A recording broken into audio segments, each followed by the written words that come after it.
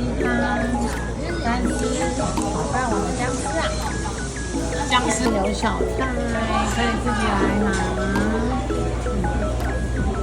笼包上来啦，这个是虾仁丝瓜，再接下苏式小汤包，鱼丸汤，这样搭配。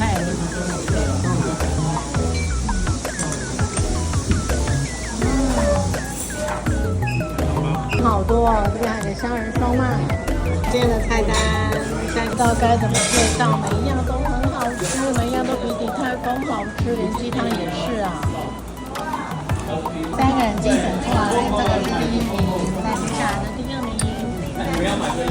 鸡汤我觉得它是第1名，那个汤也蛮好喝的。